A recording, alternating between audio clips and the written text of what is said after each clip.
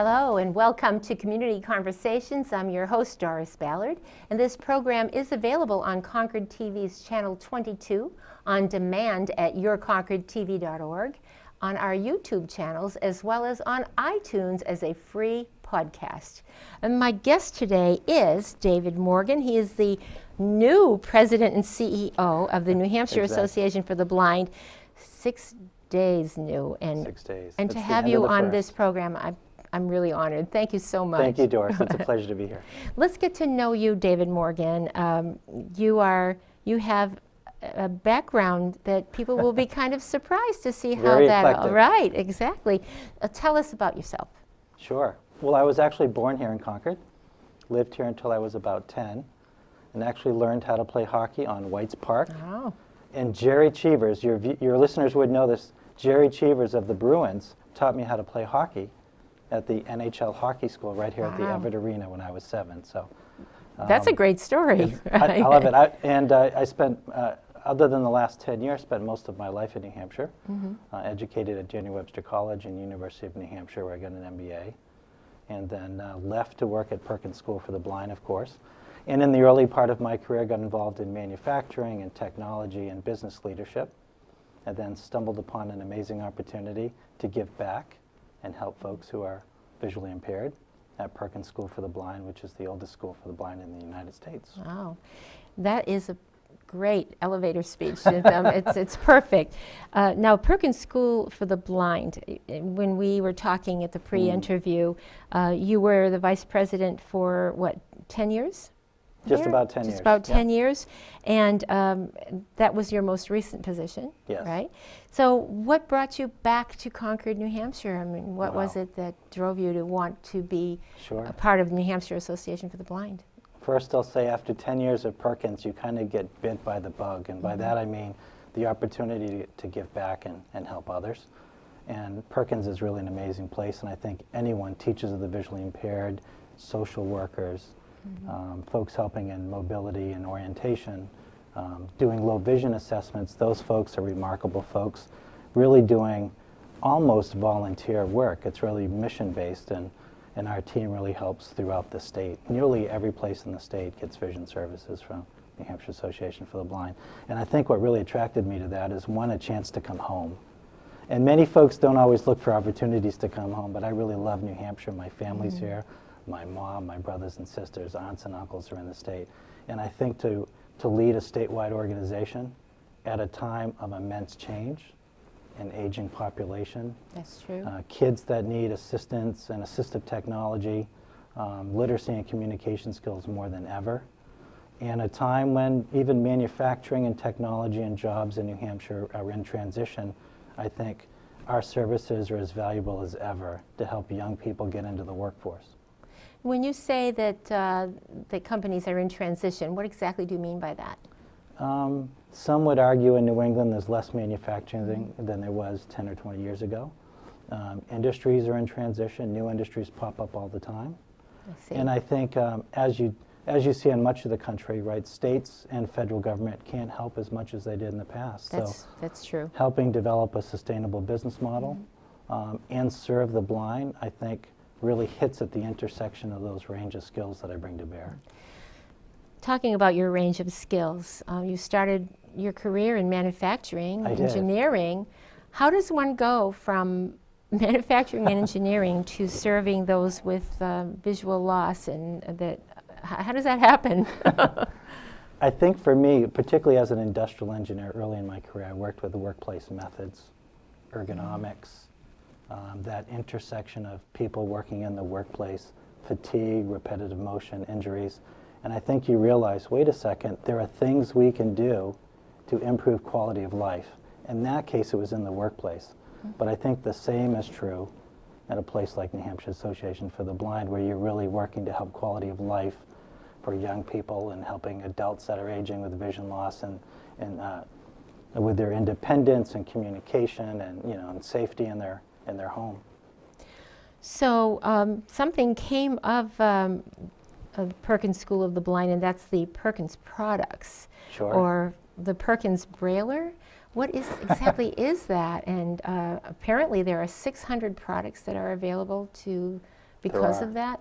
Talk to us about that. Sure. Well, in 1951, Perkins was involved in developing the Perkins Brailler.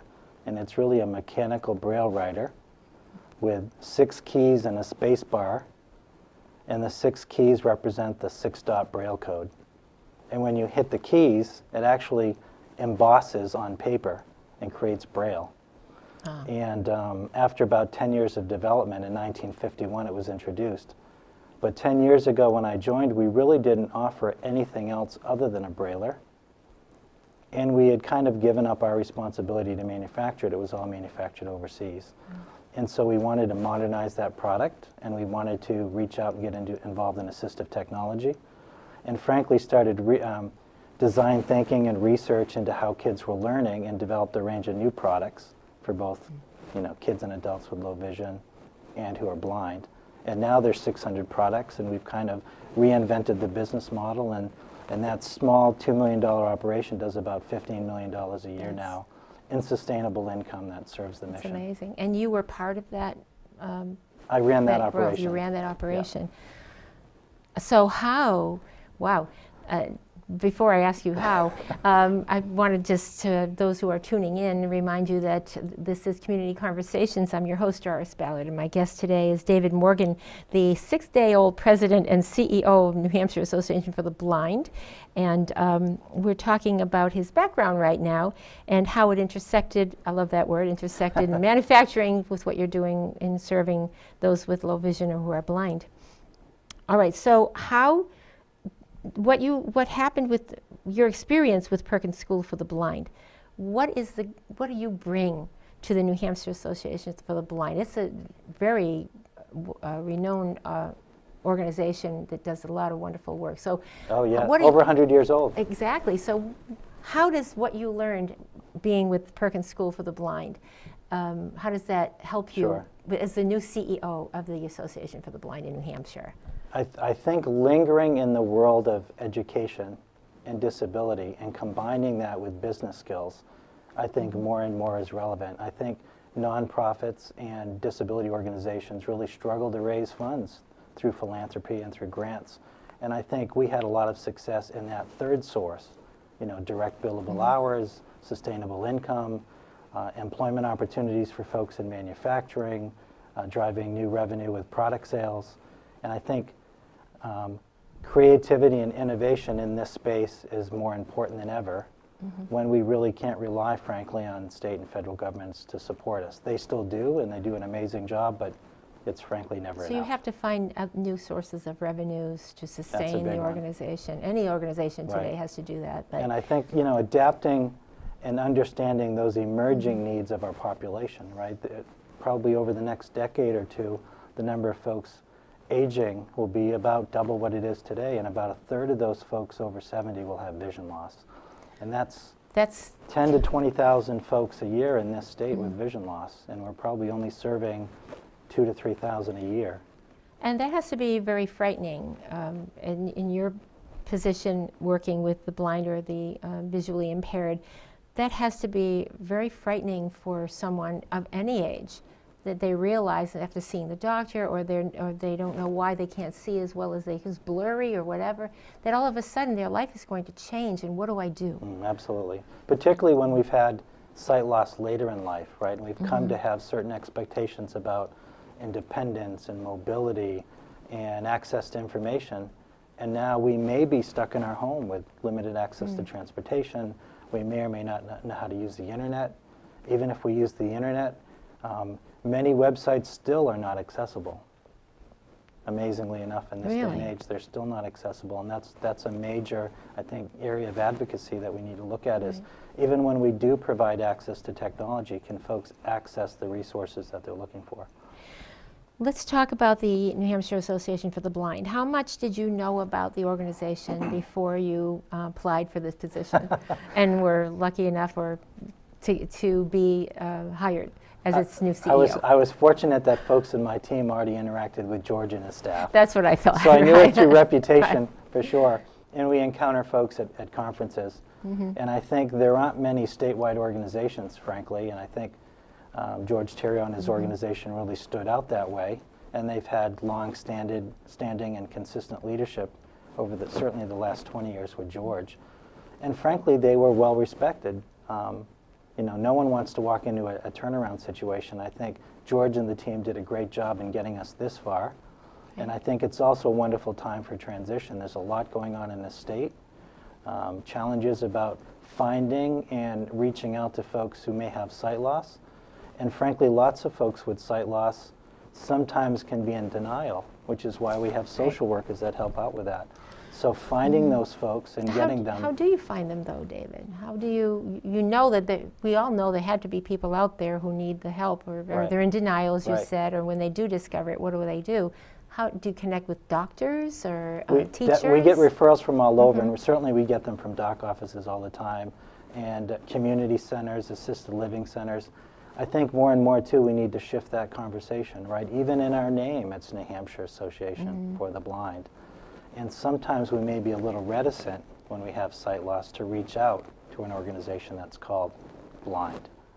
And so we have to do a better job, too, to think about the language we use, how we brand, and methods for outreach. More and more, these are segmented niches that we really need to work with lots of messaging and lots of outreach in lots of different ways to really reach, particularly in rural areas, what could be dozens of folks in a small rural area that might not be looking at this program and might not look at our website. They may not know we exist. So lots of challenges on marketing.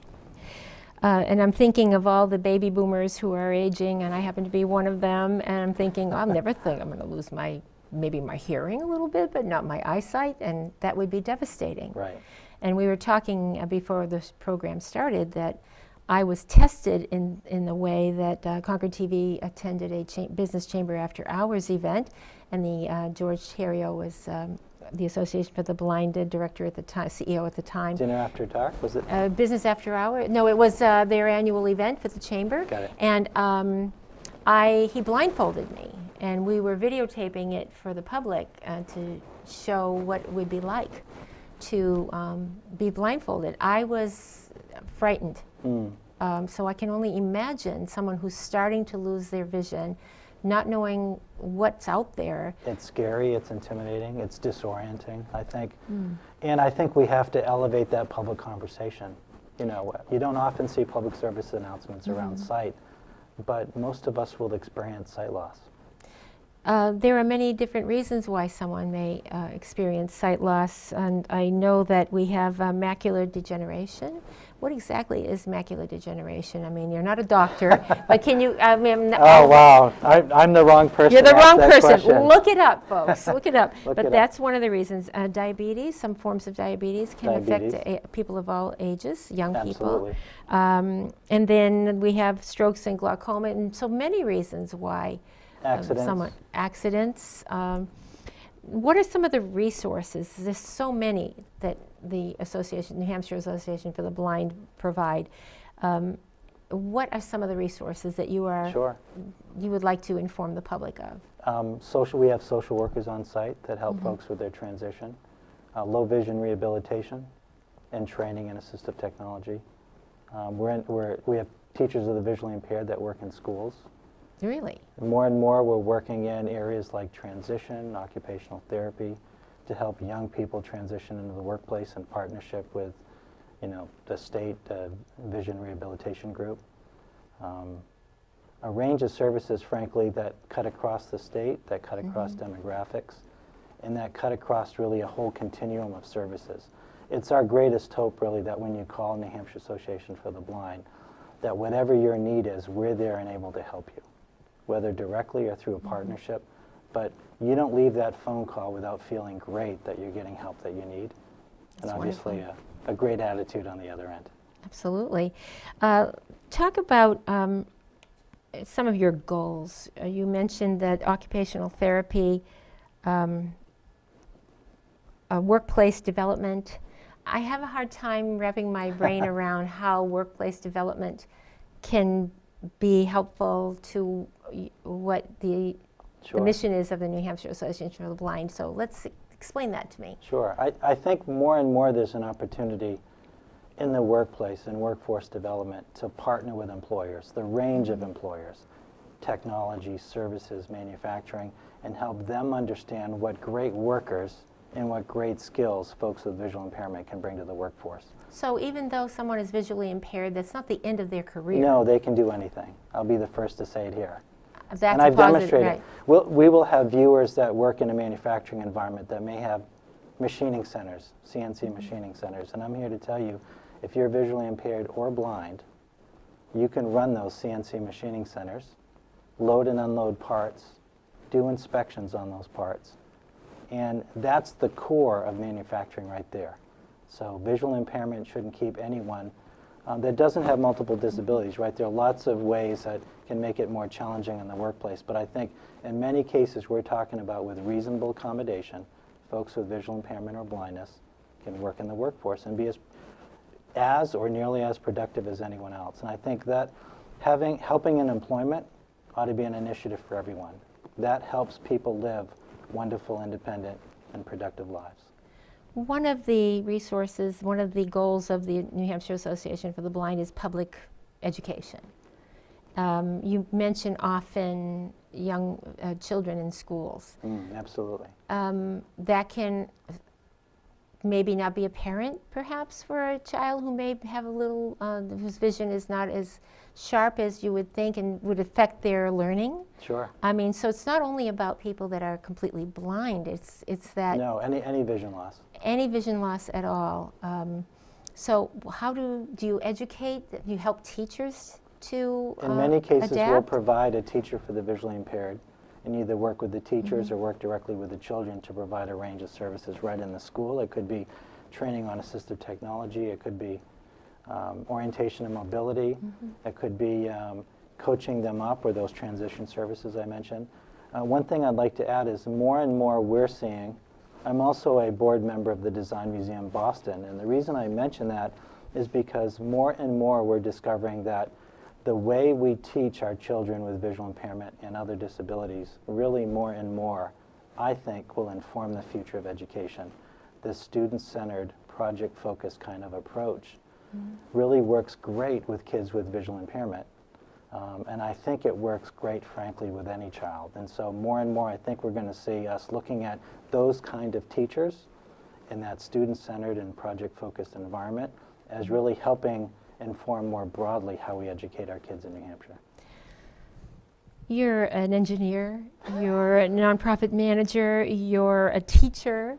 I mean, you have to wear a lot of hats to be able to be an effective CEO. It's a lot of fun. It's a lot of fun, right? It's obviously your passion, right? Absolutely. What happens when someone in the family has all of a sudden has an impairment, a visual impairment, and they come to the New Hampshire Association for the Blind? You're not just dealing with the individual. You're dealing with really with the entire family, their Right. entire support group. How do you help those others that need to be able to know how to help Sure. their loved one? And there's kind of two generic scenarios, and the school-age kids, I really kind of call that a cohort, right? Where you've got a teacher, a parent, and a child working together. It could be on literacy or communication. And with elders, it could be caregivers, their children, their friends, their other relatives getting together, and there may be a social worker in the room, and maybe counseling involved. And many times that counseling is just simply helping them have a conversation about vision loss. I can imagine that depression may come into play when someone may have, all of a sudden they know they can't drive anymore. They're not as independent as they used to be. You have how many employees are involved that provide services to those that are visually impaired or that are blind? It's a large organization, the New Hampshire Association for the Blind. We have 28 to 30 folks, and probably 3/4 of them are giving direct service of some kind. Wow. What about technologies? That intrigues me, because I know that we were talking about how you are wired in technology as a manufacturing engineer type person. So what do you see happening in technology now, and where do you think it's going in the future? Yeah, for those that are really visually think that's impaired? an important question. And you know, up until a few years ago, technology was really an expensive proposition for folks with visual impairment. You might need a CCTV that enlarges things, and that might be a few $1,000s. You might be Which would be a closed circuit TV, not exactly. Concord Community Thank you. TV. Thank you. Maybe that too, but No, yes, no, closed. All right.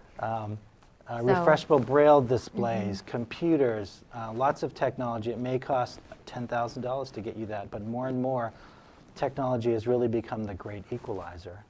It's really given kids and adults closer to equal access, and I think they all deserve equal access. And now, more and more, you're seeing those capabilities show up on mobile devices. I don't think mobile devices have replaced it, but more and more folks are just leapfrogging traditional technologies and becoming experts, for instance, in Apple products and Samsung and all those mobile devices. And more low-cost apps are coming to market that help. It doesn't help everything, but more and more it really has. Books on tape, downloadable applications that might give you voiceover with GPS for mobility. Bands that you wear on the wrist that might have sonar that link back to your mobile device. It's no longer just the white cane. It's white canes, it's dogs, seeing eye dogs, and it's also technology and mobility and access. I think technology is taking over. We can't forget about Braille and other core skills that you need to really help kids become literate in the full meaning of the word, but technology is really important. What excites you right now as we wrap up this program about your immediate goals? For, I mean, 6 days. By the time this airs, it'll probably be 7 days. But the New Hampshire Association for the Blind is its new president and CEO, David Morgan. What are you excited about bringing right away, if you could hit the ground running? I think reimagining the way we partner in this state to provide a range of services is really important. I think you'll find more and more other agencies that help folks with developmental disabilities, learning disabilities, and others will be partnering to deliver services throughout the state. Good answer. I think that partnerships are probably the answer to a lot of nonprofit organizations because you can't be an island.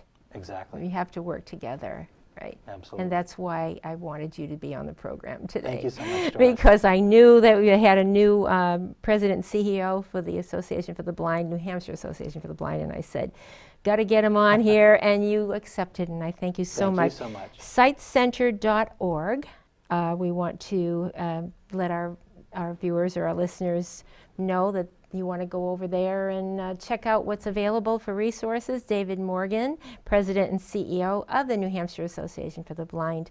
Thank you so much for being on Community Conversations. Thank you, Doris. It's a pleasure getting to My pleasure as know well. you. All right, thank you. Thank you. Thank you for tuning in today, and we hope that you'll go visit sightcenter.org, and they are located on 25 Walker Street. 25 Walker Street, which is the McGreal Sight Center. Yes. And there's wonderful testimonials there, so how much you've helped people who are visually impaired, blind, and their families, teachers.